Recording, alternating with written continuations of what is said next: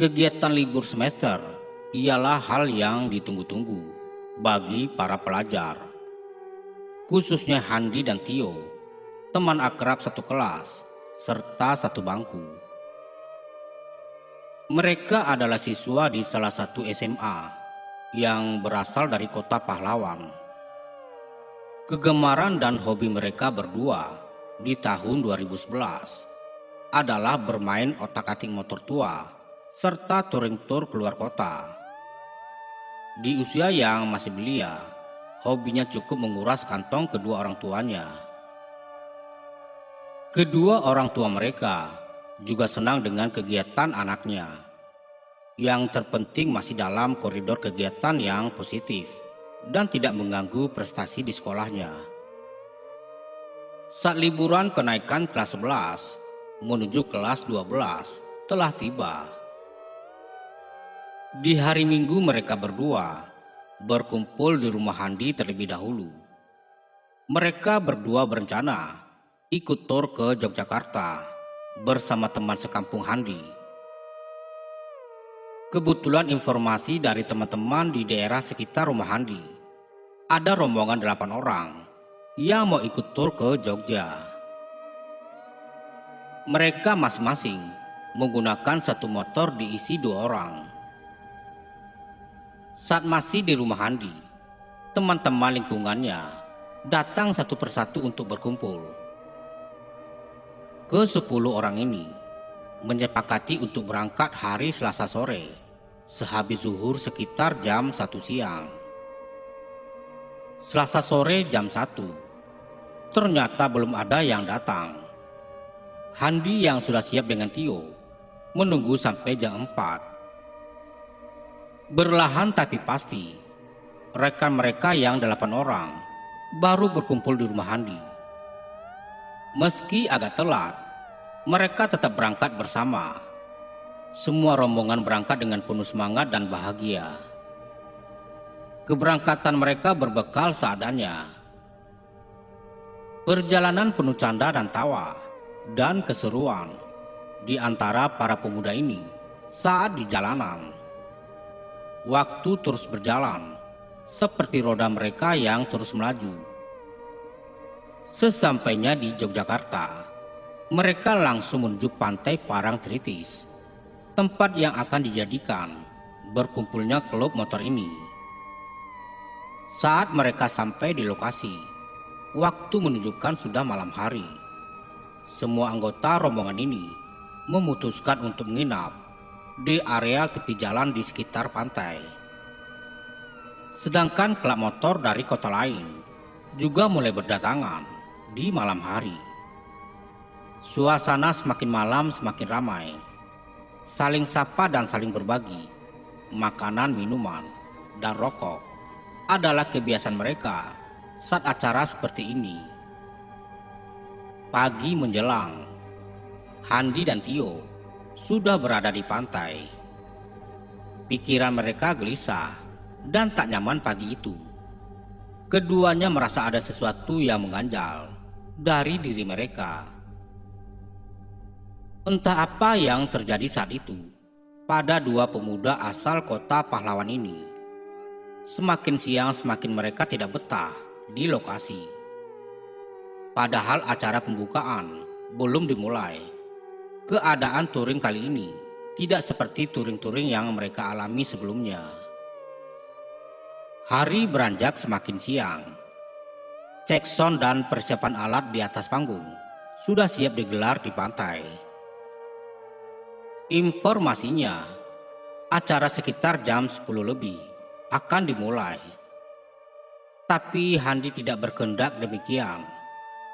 Ia yang masih duduk di sebelah panggung bersama Tio tiba-tiba berkata, "Yo, ayo pulang. Hatiku merasa sudah tidak enak," pinta Handi yang berdiri di samping panggung. "Sama Han, aku juga ya merasa tidak enak juga," jawab Tio. "Ya sudah, ayo langsung pulang," sambung Handi. "Tapi apakah kita pamitan dulu?" sergah Tio. Nggak usah, nanti kalau kita pamit, malah tidak boleh pulang, jawab Tio yang sudah gelisah ingin pulang. Mereka berdua berjalan diam-diam dari sebelah panggung menuju parkiran motornya. Mereka mengambil motor dan menuntunnya dengan perlahan. Sesampainya di jalan, mereka langsung menaiki motor tua itu dan melanjutkan perjalanan pulang secara diam-diam. Sekitar jam 10 pagi, mereka mulai mengendarai motor tuanya di atas jalan raya. Handi yang gelisah dan bingung berpikir hanya untuk mengikuti jalan raya yang berada di depannya. Padahal mereka saat ini sudah salah jalur untuk pulang. Kegelisahan mereka dari pantai Parangtritis membuat Handi yang mengendarai motor menjadi tidak fokus. Kini mereka mulai memasuki hutan jati yang lebat. Jalan mulai menanjak dan banyak belokan serta turunan tajam. Mereka melaju dengan kecepatan sedang, meski sesekali kendaraan lain lewat dan menyalip mereka dari belakang. Dermang cahaya mulai redup, tertutup daun jati yang lebat dan rimbun. Ada seorang kakek tua sendirian, naik motor yang sama dengan Handi. "Ayo, sama saya salah satunya, biar tidak salah jalan," tawar sang kakek. Tio sendiri langsung mendekati kakek tua ini dan menerima ajakannya. Sejenak sang kakek berhenti sebentar dan Tio langsung naik di belakang motornya. Tio dan kakek tua ini mengendarai motor berdua dengan lancar. Sekian kilometer jalan yang telah dilalui, kakek ini mengajak mampir di sebuah warung untuk makan. Saat sampai di warung, mereka parkir kendaraan di halaman warung. Lalu mereka bertiga masuk warung dan pesan makanan. Kedua pemuda yang tidak tahu arah pulang ini tanpa rasa sungkan mengikuti kakek tua untuk makan di warung. Suasana di warung cukup ramai saat sore menjelang maghrib. Waktu itu jam di warung menunjukkan jam 5 sore lebih 15 menit. Mereka makan dengan lahap karena Tio dan Handi sendiri sudah merasa kelaparan. Selesai makan mereka keluar. Tapi sebelum meninggalkan warung, semua makanan dibayar oleh kakek tua ini. Sampai di luar warung, kakek ini langsung duduk di atas motornya sendirian.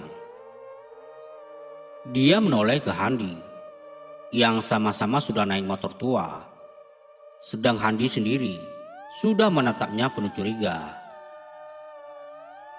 "Mbah pulangnya ke timur. Barengan saja Mbah," pinta Handi. "Jangan nak, aku buru-buru. Masalahnya aku masih ada urusan lain," jawab kakek ini dengan menyalakan motornya. "Sudah, saya duluan ya," pinta kakek ini dengan melajukan dahulu motornya ke jalan beraspal. Kakek ini mulai meninggalkan mereka berdua. Tapi Handi dan Tio yang merasa sudah dibantu kakek ini, mereka langsung mengejarnya dari belakang. Sejauh 20 meter kakek itu masih terlihat. Tapi saat setelah belokan tanjakan, kakek itu tiba-tiba menghilang. Mereka berdua bingung. Seharusnya kakek itu di depannya, tapi tiba-tiba sudah tidak ada ketika jalan di depannya lurus. "Gimana ini yo? Kakeknya kok hilang?" tanya Handi dengan menurunkan kecepatan serta menoleh ke belakang sebentar. "Ya sudah, terus saja Han, sudah malam ini," perintah Tio dari belakang. "Ya sudah," jawab singkat Handi dengan menaikkan kecepatannya lagi. Tanpa pikir panjang, Handi menjalankan saran Tio dan tetap merasa melanjutkan kendaraan untuk mengarah ke timur. Hari semakin gelap. Motor mereka yang ditumpangi melaju di area hutan dengan pemandangan semakin mengerikan. Di gelapnya malam, hanya beberapa kali mobil dan motor menyalipnya. Semakin jauh mereka melaju, bau harum bunga kemboja mulai tercium. Tapi kadang-kadang bau bunga kemboja itu berganti dengan bau busuk. Rintik hujan lama-kelamaan yang melanda mulai mengikuti dan membasahi jaket tebal mereka. Semakin lama dan jauh mereka melewati jalanan hutan ini, suasana semakin lembab dan tidak ada kendaraan satupun yang melintas. Sejauh kira-kira 15 km dari warung pertama saat melintasi jalanan, Handi dan Tio hanya melihat satu buah warung di tengah hutan, tepatnya di sisi kiri jalan. Posisi warungnya berada tepat setelah tanjakan ada belokan sedikit dari arah barat.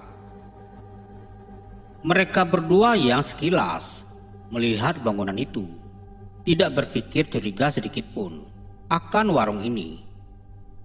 Mereka terus melanjutkan kendaraan sampai Handi yang melihat di depannya ada pertigaan jalan besar. Ia melaju lurus mengikuti jalan besar itu. Tapi setelah melewatinya, mereka kembali melintasi warung reot itu lagi, seperti berputar kembali. Ia memacu kendaraan tuanya sekitar 12 kali melewati warung itu. "Kok warung ini lagi, Han?" ucap bibir Tio yang tepat di sebelah kanan telinga Handi. "Iya, benar Yo. Masa kita salah jalan?" jawab Handi dari depan dengan suara kencang. Ternyata mereka hanya berputar dan berputar di jalan raya yang tak berujung.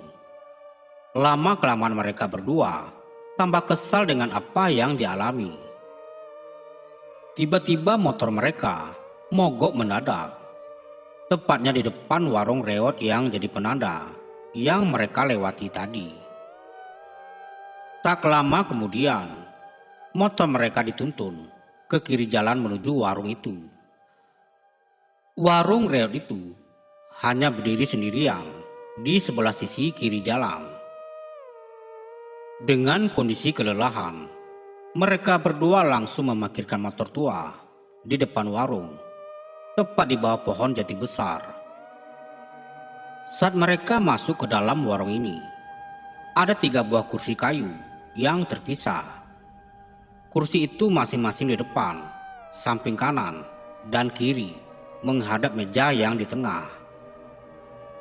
Handi dan Tio yang capek langsung duduk meluruskan kaki di kursi sebelah kanan meja. Di depan meja ternyata sudah ada 1 orang pengunjung, seorang pria agak tua, seperti pulang dari sawah. Tapi anehnya, pria ini kepalanya hanya menghadap minuman kopi di atas meja yang berada di depannya, dengan kepala setengah tertunduk, sehingga wajah pria ini tidak terlihat sama sekali karena penerangan dari lampunya sangat redup. Pria ini memakai kaos loreng, lengan pendek, dan celana pendek warna hitam. Sedang topi camping sawahnya beserta sabit ditaruh di meja sebelah kanan kopinya. Sedang di sebelah kiri warung ada 2 orang yang bermain catur di atas kursi kayu panjang. Tapi kedua orang ini hanya diam memandangi catur. Keduanya memakai baju lengan panjang zaman dahulu dengan celana panjang berbahan kain. Mereka duduk sambil tertunduk memandang catur, hingga Handi dan Tio tidak bisa melihat wajahnya juga. "Pak, yang jualan ini mana ya?" tanya Handi yang sudah duduk tegap. Merasa tidak ada jawaban dari kakek ini, Handi lalu bertanya kepada kedua orang pria yang sedang bermain catur. "Pak, Yang jualan ini kemana ya? Tanya Handi lagi. Tapi semua pria ini hanya diam membisu. Semua pria di sini aneh karena tidak menghiraukan Handi yang bertanya kepada mereka. Han, kok bau kemenyan ya warungnya? Celetuk dari bisik Tio pelan. Lama-kelamaan Handi merasa jengkel. Tio juga merasa ikut jengkel karena temannya tidak direspon. Saat itu juga Handi memutuskan masuk ke dalam warung sendirian. Sampai di ruangan belakang, Handi mendapati ruangan gelap. Hanya sedikit cahaya dari lampu depan warung yang mengenainya. Ternyata dalam nuansa cahaya redup, samar-samar ada seorang perempuan tua bersanggul kecil sedang berdiri menghadap sebuah meja. Ia berpakaian kebaya dan sewek, mirip pakaian orang zaman dahulu. Tapi posisi wanita ini membelakangi Handi. Wanita ini kepalanya setengah menunduk, dengan kedua tangan tetap terjuntai ke bawah. Wanita tua ini hanya diam memandang meja itu. Sedang di sebelahnya ada satu laki-laki tua yang sedang duduk dan menumbuk kopi, menghadap ke samping. Tapi kegiatan yang dilakukan pria itu tidak ada suaranya sama sekali. Handi berjalan mendekati nenek tua ini dan berkata, "Mbah, beli kopi satu, teh hangat satu," ucap Handi dengan tenang, tapi sedikit mulai takut. Setelah memesan pada wanita tua dan pria tua itu, mereka hanya diam tanpa jawaban. Sampai ia bicara berulang kali, tapi juga tidak ada jawaban. Akhirnya Handi berniat kembali untuk kembali ke depan. Saat berbalik arah, Handi melihat pria tua ini menganggukkan kepalanya. Saat itu juga Handi merasa permintaannya sudah diketahui oleh penjual. Ia terus berjalan ke depan dengan perasaan kesal dan sedikit takut. Waktu terus berjalan. Warung yang bercahaya remang-remang itu tetap sepi dan sangat sepi. Hanya suara rintik hujan yang terdengar mengenai tanah. Tiba-tiba mereka dikagetkan dengan kedatangan wanita tua yang memakai kebaya hijau dan sewek kain warna coklat muda itu. Handi dan Tio langsung segera berbenah dan duduk tegap selayaknya pengunjung warung. Wanita ini membawa 2 minuman, 1 kopi dan 1 teh hangat. Kepala wanita tua ini tetap tertunduk saat melayani Handi dan Tio. Lalu pandangan Handi bergeser sedikit mengarah ke wanita tua ini. Waktu itu wajah Handi sedikit tertunduk melihat di bawah. Handi melihat kaki wanita tua itu tidak menyentuh tanah sama sekali. Jantung Handi langsung berpacu mulai cepat. Rasa ketakutannya dengan cepat menjalar di sekujur tubuh. Wanita ini kembali masuk ke dalam lagi, tapi sambil melayang pelan dan tenang, dengan kepala tetap tertunduk. Berlahan Handi menggerakkan badannya ke arah Tio untuk bersiap melarikan diri. Sewaktu ia memegang tangan Tio, bersiap untuk menyeret temannya dan mengajaknya pergi dari warung, kepala Handi menoleh dahulu kepada Tio. Ia bermaksud bicara dan memberi kode untuk lari. Tapi saat wajah Handi sudah menghadap temannya, Tio langsung tertawa kecil melengking. Tapi suara Tio sudah berubah menjadi suara perempuan. Handi yang kaget dan tak percaya langsung memegang kedua bahu Tio dan menggerak-gerakkan tubuh Tio. "Yo, sadar yo, sadar," kata Handi yang sudah panik dan ketakutan. Tapi Tio tetap dengan tertawa dengan suara wanita yang melengking. Seketika itu juga Handi yang panik langsung melayangkan pukulannya ke wajah Tio. Tio yang terkena pukulan langsung jatuh tersungkur di bawah meja. Lalu Tio bangkit berdiri dengan mata yang melotot, menatap tajam Handi dengan kemarahan. Ia kali ini tertawa dengan suara pria yang lantang dan besar. Suara tawanya yang menggema memecah dalam keheningan malam. Anehnya, semua pengunjung di warung itu hanya diam seperti sedia kala. Handi langsung menatap ke arah Tio dan berbicara pada temannya yang kerasukan. "Tunggu di sini yo, aku mau cari bantuan dulu," ucapnya dengan nada cepat. Handi pun berjalan dengan cepat keluar menuju motor yang diparkir di bawah pohon jati. Handi langsung memegangi motor dan menghidupkannya sambil melirik temannya yang tetap tertawa. Tapi motor tua Handi tidak bisa dinyalakan. Berkali-kali ia mencoba untuk menghidupkan, namun tidak juga menyala motor tuanya ini. Ia pun mulai menangis dan ketakutan. Saat usahanya gagal disertai tangisannya semakin keras, tiba-tiba ada suara motor pengguna jalan lain lewat di depan Handi. Mereka melaju pelan dan mengamati Handi. Sedang mata Handi langsung berhenti menangis. Handi juga saat itu ikut memandang pengendara ini. Sekian detik ia amati. Ternyata mereka satu klub motor yang sama dengan Handi. "Mas, berhenti dulu. Tolong aku, Mas," pinta Handi dengan suara keras.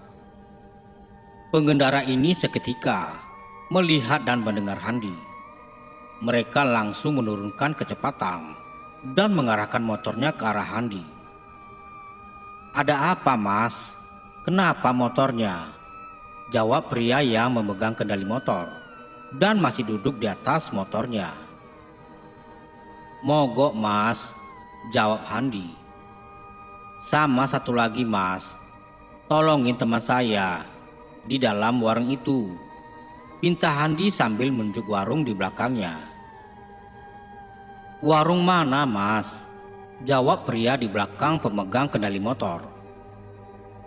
"Itu loh, Mas," jawab singkat Handi yang sudah berdiri dan menunjukkan warung di belakangnya. "Tidak ada warung di sini, Mas," jawab orang yang dibonceng pengendara motor. Yang mereka lihat hanya hutan lebat dan gelap yang dipenuhi tumbuhan pohon jati.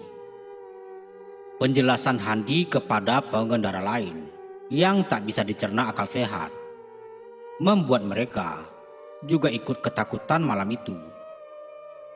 Kedua pengendara motor tua itu langsung melesatkan motornya ke jalan raya untuk pergi meninggalkan Handi. Handi menoleh lagi ke arah depan warung, melihat warung yang sudah tertutup. Hanya suara Tio yang tertawa kembali berubah menjadi suara perempuan. Lalu Handi mencoba kembali untuk menghidupkan mesin motornya. Seketika itu juga motornya menyala. Merasa sudah menyala motor tuanya, gas motornya dikencangkan sejadi-jadinya. Ia menoleh lagi ke warung, berniat melihat kembali temannya. Tapi ia malah melihat samar-samar di samping warung sudah ada ular yang sangat besar, tapi berkepala manusia. Saat itu juga Handi melanjutkan motornya untuk mencari bantuan. Handi terus menyusuri jalanan di hutan yang gelap itu sendirian. Ia mengendarai motor tua itu dengan terus-menerus melaju tanpa henti. Sekitar 1 jam ia memacu kendaraan sendirian. Tiba-tiba ada suara benda yang mengenai lampu motornya. Handi yang gemetaran ketakutan tetap berjalan, tapi menurunkan kecepatan sambil melihat benda yang ia tabrak. Dari atas motornya, ia menoleh ke belakang dan melihat sekilas. Ternyata sebuah kepala seorang pria yang bersimbah darah. Kepala yang tergeletak di jalanan mengarah ke Handi dan menatapnya dengan tertawa kecil. Handi kembali memandang jalan di depannya. Ia terus berucap dan berdoa sebisa mungkin, lalu melanjutkan perjalanannya. Selang beberapa jam kemudian, Handi akhirnya melihat sebuah perkampungan. Lalu ia menuju ke perkampungan itu. Setelah sampai di perkampungan itu, dia menemui beberapa warga. "Tolong saya, Pak. Teman saya ada di warung di hutan itu, Pak," kata Handi kepada seorang bapak muda. "Warung sebelah mana, Mas?" tanya bapak muda itu dengan penasaran. "Itu loh, Pak, warung sehabis tikungan yang menanjak itu," jelas Handi. "Oh alah Mas, itu bukan warung, itu bekasnya rumah dukun," jelas pria ini. "Rumahnya bekas Mbah Surya dulu ya," sambung Pak Slamet. "Benar Pak Met," jawab singkat pria tetangga Pak Slamet. Setelah itu mereka diam sesaat, tercengang mendengarkan penjelasan orang kampung asli yang barusan datang ini. "Sudah Mas, sekarang Anda istirahat saja di rumah saya," ajak pemilik toko dengan panggilan Pak Slamet. Setelah itu Handi masuk ke rumah bersama Pak Slamet. Handi saat itu juga disuruh duduk di ruangan tamu.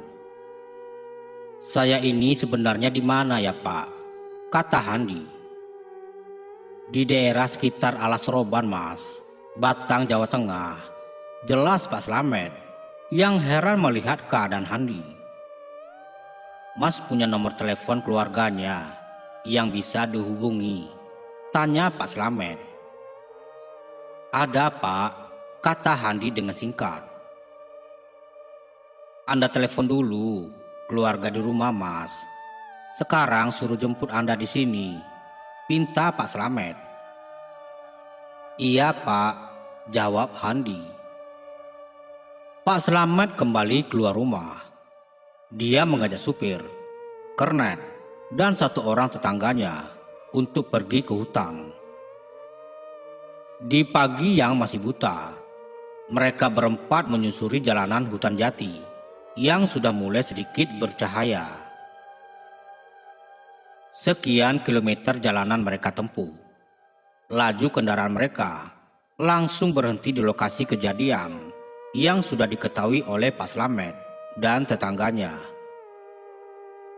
Pak Slamet adalah salah satu orang pintar di kampungnya dan sangat mengenal betul tempat di daerah sekitar Alas Roban. Pak Slamet langsung berdiri menghadap ke hutan.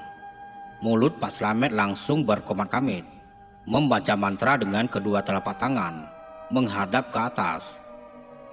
Dengan lantang Pak Slamet seusai berdoa, ia berteriak ke arah hutan. "Mbah, kembalikan anak itu. Apa belum cukup orang yang kau sesatkan?" Tiba-tiba angin dari arah hutan mulai berhembus, menggoyangkan daun-daun pohon jati yang hijau di depan Pak Slamet beserta rombongannya. Tiba-tiba ada suara keras dari dalam hutan. Pak Slamet kembali berdoa dengan khusyuk. Dia meminta pertolongan kepada Yang Kuasa. Dari semak-semak pohon jati yang besar, tiba-tiba ada suara gesekan.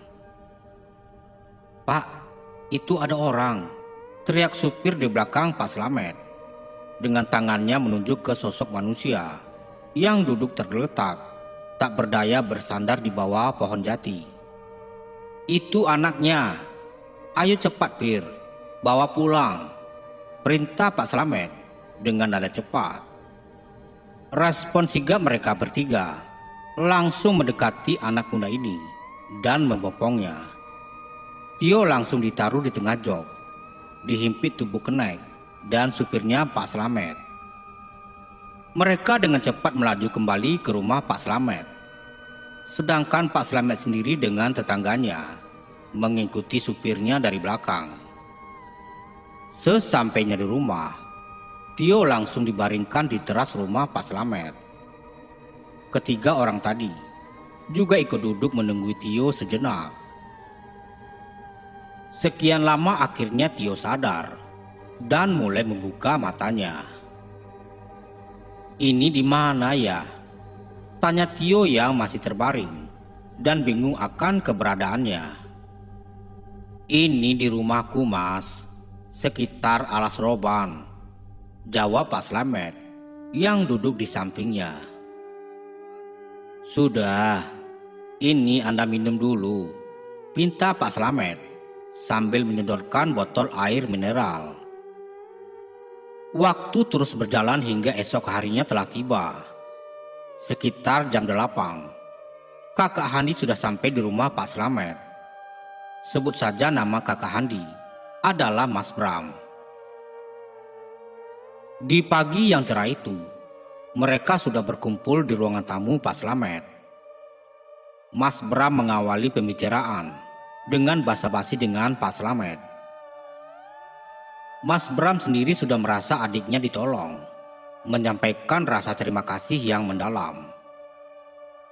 Waktu semakin siang, Mas Bram menaikkan motor adiknya ke dalam mobil. Lalu mereka bertiga berpamitan kepada Pak Slamet untuk kembali pulang ke rumahnya. Semenjak kejadian itu, mereka berdua tidak pernah lagi menginjakan kaki ke daerah Jogja dan wilayah Jawa Tengah, khususnya alas roban, karena masih khawatir atas keselamatannya. Assalamualaikum warahmatullahi wabarakatuh.